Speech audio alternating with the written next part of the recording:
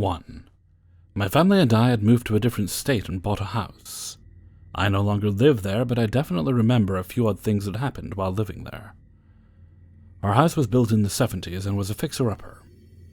The husband and wife had lived there, and a few years prior to us moving in, the wife had died of cancer. I didn't know this until after I had my first paranormal experience at the house, because my parents thought my sister and I would be scared if we knew someone had died at the house. My friend found out online that the lady had died in her home by Googling her name. My first experience is when I was in the basement doing my makeup. We were renovating the upstairs bathroom, so I had to use the one downstairs. When I was putting on mascara and was close to the mirror, I saw a black figure in the corner of my eye. It was like a person was standing right behind me, and it felt like there was a dark presence. I turned around and there was literally nothing behind me. Does anyone know the significance of this dark figure? I'm not sure what it was to this day. The second experience I had when I was sleeping in the basement because we had family visiting and my grandma was sleeping in my bed. It was past midnight and I swear I could hear running back and forth in the hallway upstairs. I have 2 cats and both of them were sleeping downstairs with me. I went upstairs to check and everyone was dead asleep.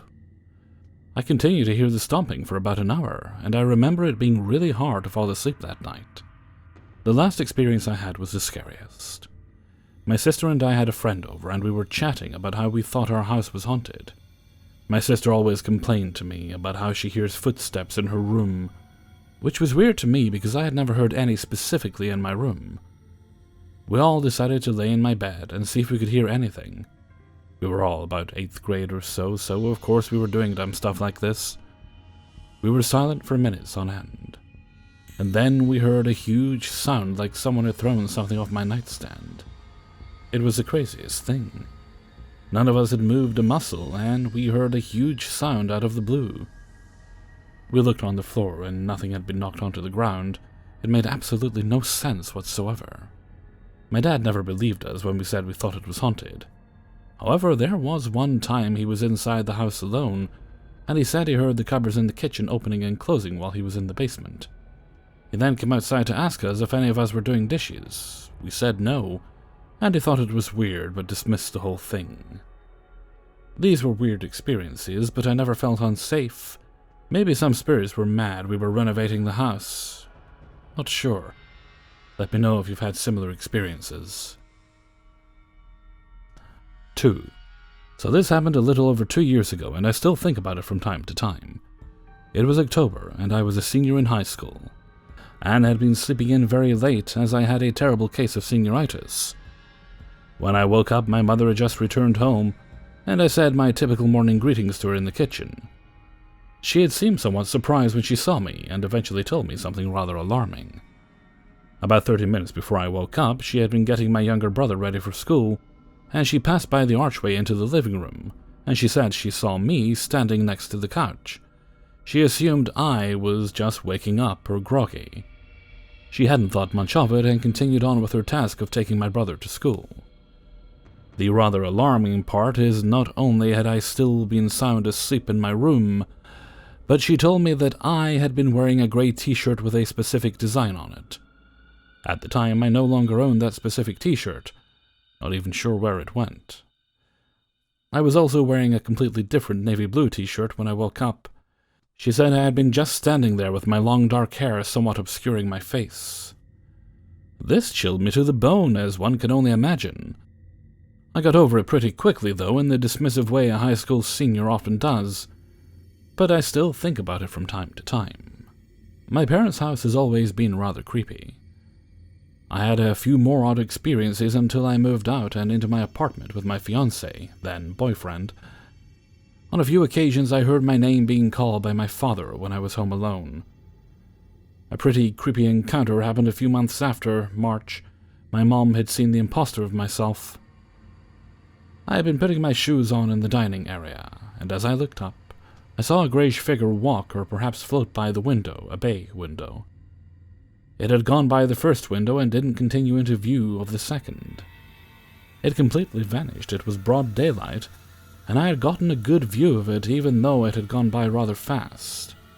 It seemed to be wearing a cloak or cloak-like grey hoodie. I remember grabbing my book bag and running outside head down and leaving for school like a bat out of hell. My mother has also reported seeing orbs of light shooting across the ceiling on occasion, and hearing the occasional voice or two calling her name, one of them being a child's voice. My parents' dog will sometimes whine at a specific wall in the living room before backing up and running down the hallway like he's terrified. This is alarming because he's a big 100-pound dog. Even my fiancé has experienced a few things. The creepiest by far being the sighting of the same possible shadow person I had seen. This was right after I had graduated. We had been cuddling on my bed. I had my face against his chest and my back to my bedroom door. All of a sudden, he stiffened and said, "Whoa." He said he saw something zip by the open doorway. It was almost as tall as the door, dark in color, and seemed to be gliding.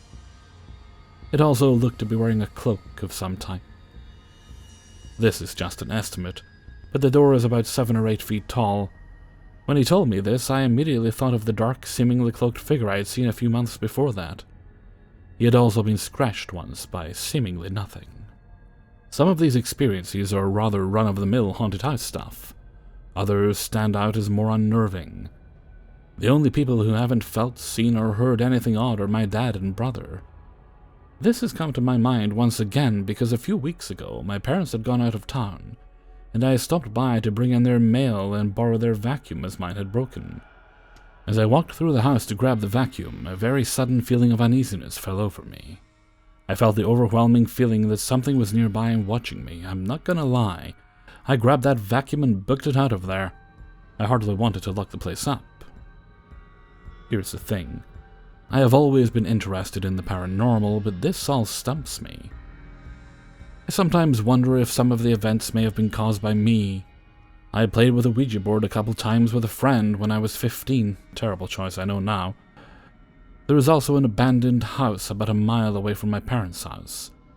Keep in mind, this is the middle of the country. Long dirt roads and cornfields going nowhere. We had walked there multiple times and taken pictures of the inside.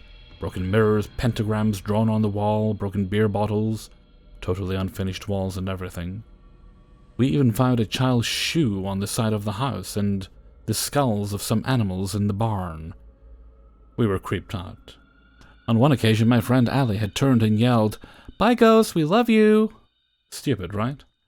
The messed up part is immediately after that we heard a loud scream from the property of the house. It sounded almost like an animal.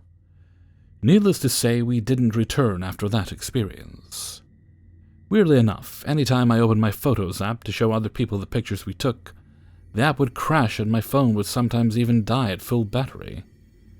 Never had any issues with that phone. Afterwards, there were a few times Allie would stay the night and I'd be pinched seemingly out of nowhere, and she'd feel her hair get pulled. This stopped after a month or so.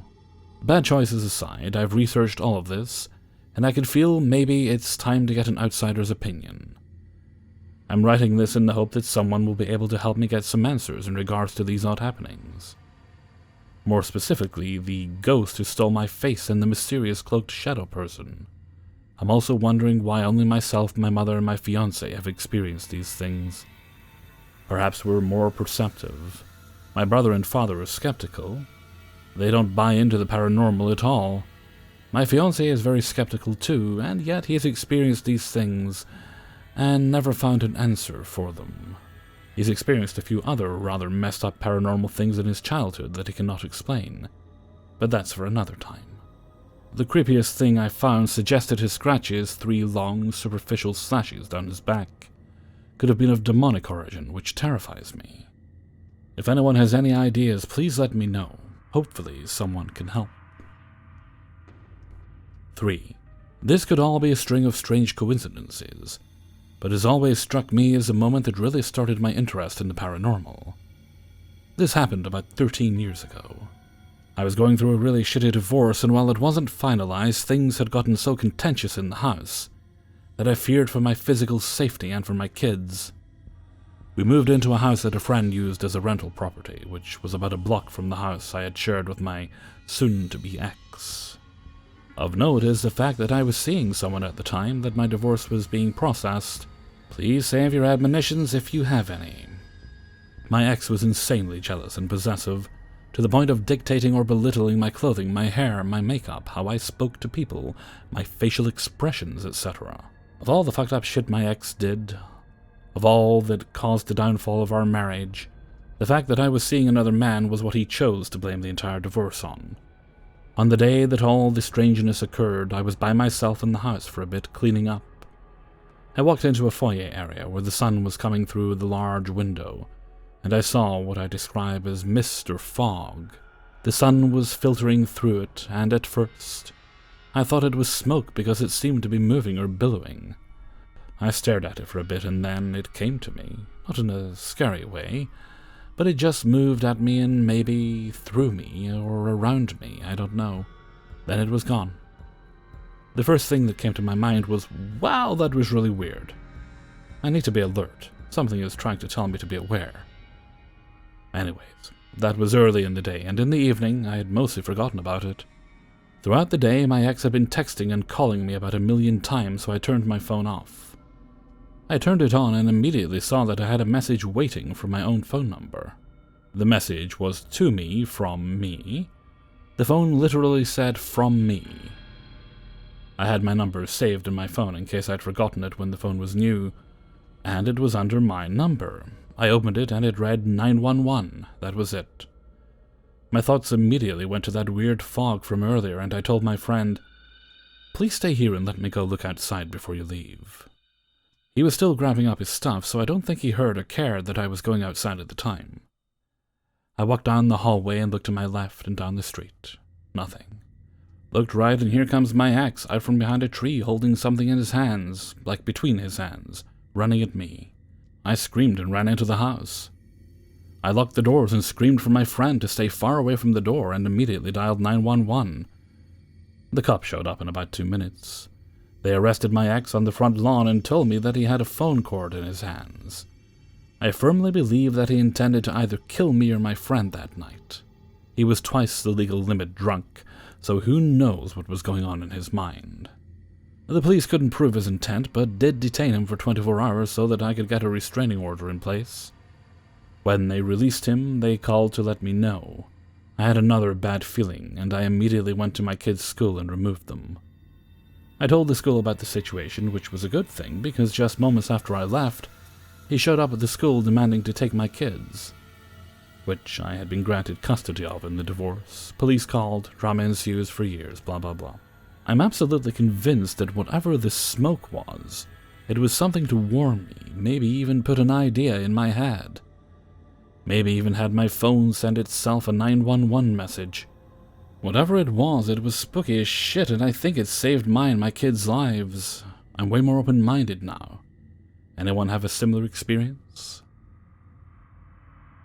4. So I started a new job a few months ago, and I love it. The job is great. My co-workers and I get along wonderfully. The only issue is the energy in the building. The owners are overseas in Europe, and me and another woman run the domestic branch here in North America in Georgia. I am very much a believer in supernatural and noticed during my interview that as soon as I entered the building, there was this overwhelming sadness there. Nothing negative, as in malicious, just sad. After a few weeks, I began hearing knocking on doors, desks, and walls. I started noticing that every time I entered the building, my lower back began to hurt.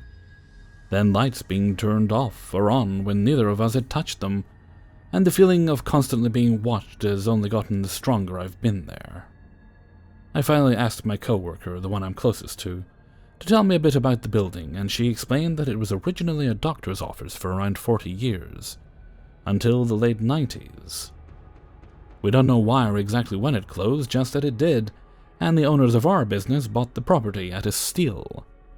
After hearing a little backstory, I asked if she knew the office's speciality, if there was one, and she wasn't sure but said that since she started working there a year ago, every time she's in the building she has terrible stomach pains. I confessed about my back and the other strange things I had noticed, and she goes on to tell me these things had been happening to her for a year. She says she actually seen the full outline of a man, but that he was completely black and that she's watched me walk straight through a black fog on many occasions. We talked more and realized that we both have had multiple paranormal experiences in our lives and seem to be both more sensitive to these things. Since our other co-worker hasn't experienced anything out of the ordinary, she thinks there's something dark and scary there, but I just feel like it's something trying to reach out and nothing bad. We both feel the sadness and something playful, but I just assumed it was wanting to be heard until now. Yesterday afternoon, we were each doing our own thing, her labeling some orders while I was cleaning up a paper mess from our shredder. I vacuumed up some of the smaller pieces of paper and went to empty the container into the trash. I entered the bathroom where the largest trash can is, and was hit in the face with this terrible rotting meat smell. Not like meat that's gone bad and you forgot about smell. I mean roadkill dead smell, rotting corpse gaseous revolting smell.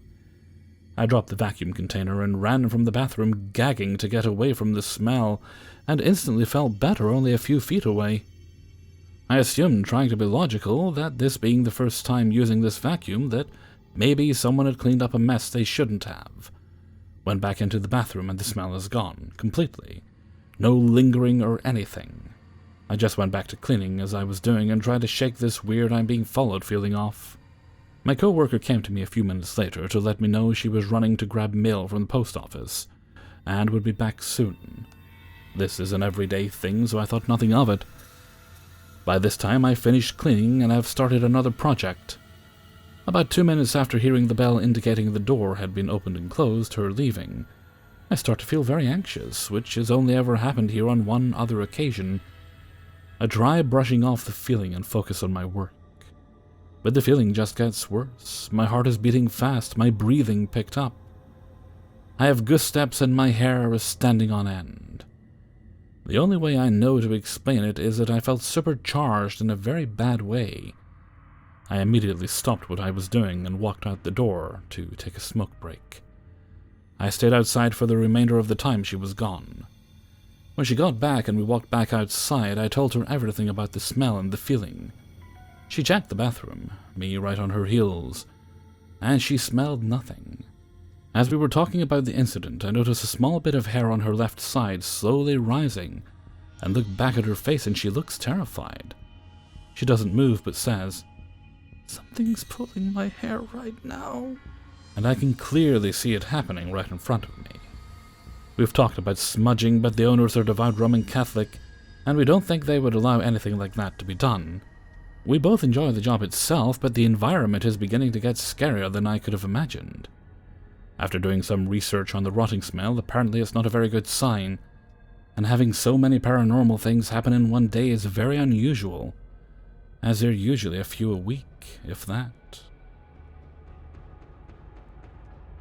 5. When I was a child, we lived in a bad city, in a small development where the houses all looked the same. Our house in particular was haunted by what appeared to me as a child. When I would be alone playing with my toys, I would see this little boy peeking around the corner at me. The entity appeared pretty solid to me, but any time I mentioned him, no one else had seen him. One morning, I woke up really early, but felt as if something was holding me down in place. I tried to scream, but nothing came out. I was so scared I couldn't open my eyes, but when I did, I was completely under my blankets and a shadow was above me. Finally, I heard my mom's voice, and the shadow disappeared and I was able to move again. It was definitely a sleep paralysis moment. But once my mom calmed me and I left the room, I saw the little boy again, but his face was twisted and deformed. After several night terrors, my mom and dad decided it was a good time to move. Later, I found out that in the house across the street from where we lived, the father had killed his son and his wife. Hey everybody, Hellfreezer here, and thank you very much for listening to 5 True Paranormal Stories, episode 191. And thank you very much to everybody who allowed me to use their stories in this video. Well, it might not be super duper hot here where I am, but it is quite clammy. So I'm now at the 2-fan stage of summer. Usually midsummer before I get there, and it's usually quite a bit hotter than this. But 2 fans it is. That's basically what I need to get to sleep at night now. Alright, oodles of work still to be done, so I'll keep the rest of the outro short. So until next time, thank you very much for listening, and take very good care of yourself.